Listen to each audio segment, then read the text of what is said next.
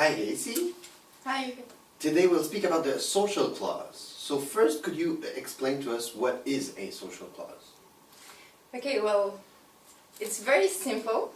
The social clause is basically a legal provision that it's included in trade agreements, basically in free trade agreements.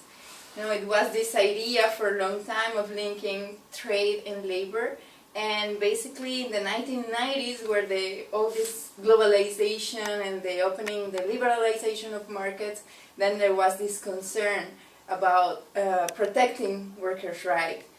And well, basically what it is, it's a legal provision that will protect workers' rights. Has two main objectives.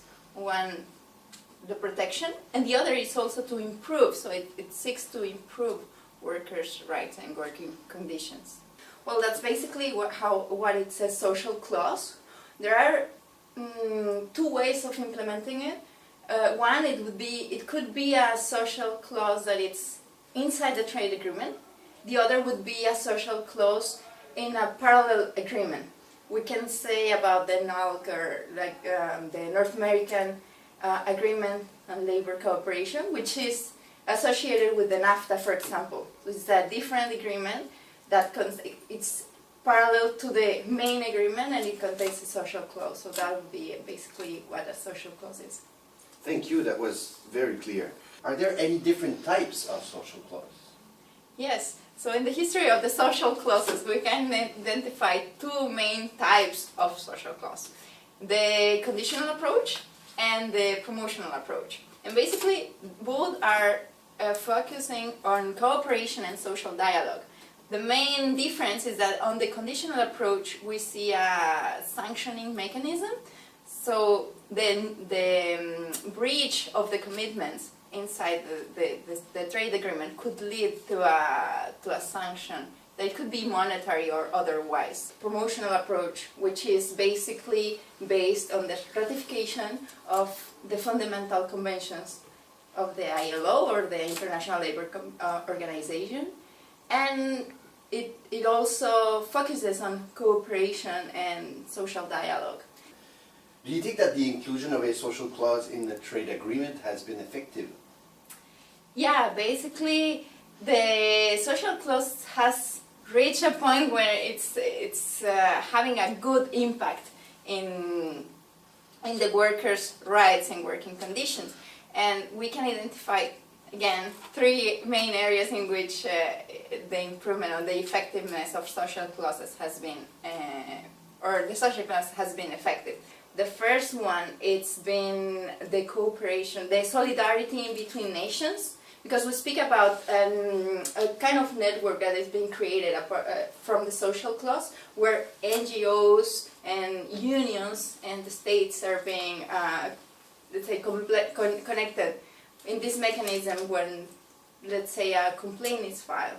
And we have the example of in Mexico. There's been an example with there was a factory where pregnancy tests were required for the employees, and basically a complaint made by human rights led to improvements in the policies inside the company, and also overall in the state legislation and the national legislation. So we speak about one that it's been a network of solidarity and cooperation between the different actors. And the third case is in global governance. So we are going this route where global governance is evolving, and a social clause is a good instrument to have a parameter and to use into this trend. Okay, thank you. But are there any critics against the social clause? And if so, what do they say against it? Okay, yes, thank you for that question. Basically, we can identify two main criticisms. The first one is that it's kind of soft kind of mechanism.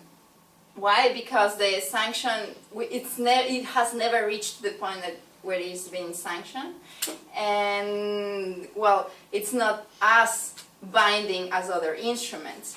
And the other criticism is that basically this is the criticism that it's being more controversial, is that in developing countries they identify the insertion of the social clause into trade agreements as a menace, as a threat to their advantage in the cost, reducing the cost. So it's basically, they perceive this as a protectionism mechanism, or a protectionist in disguise, as they said.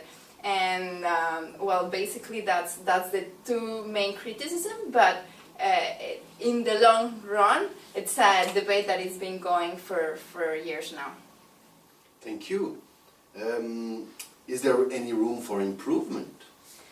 Yeah, basically it's the social clauses are in a constant evolution, and there's many room for improvement, but basically we can name a few that, for example, the more involvement of the civil society. If we inform people, civil society knows what is happening, and they are informed about what the trade agreement is all about, what the social clause is there, and they can have better access or easier access to filing a complaint, for example, and that would improve the workers' conditions, and basically that's the main goal of a social clause. The other thing I could think of is, for example, the implementation of labor action plans, when this is a program to improve workers' rights in other countries. So basically I can think of those, but there are many ways in which we could work with. Okay, thank you, Hazy. Thank you.